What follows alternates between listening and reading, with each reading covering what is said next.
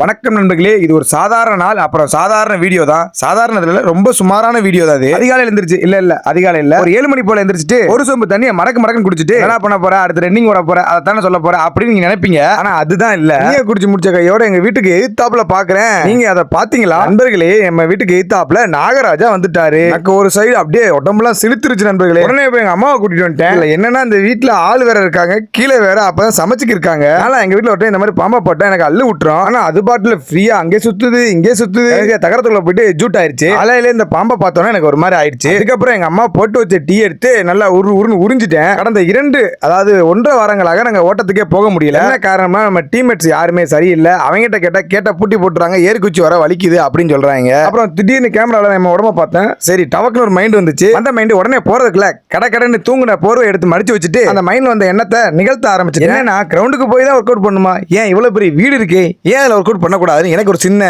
யோசனை.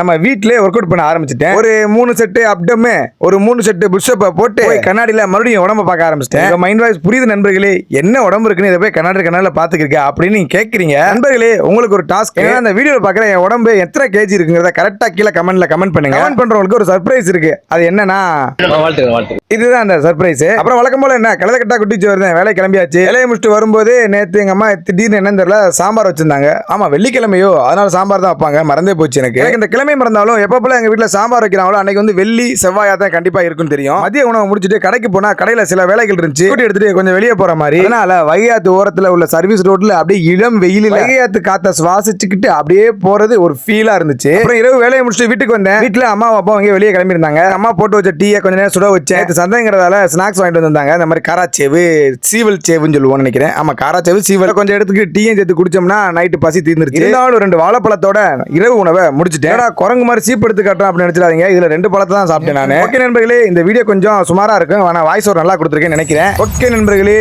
இணைந்திருங்கள்.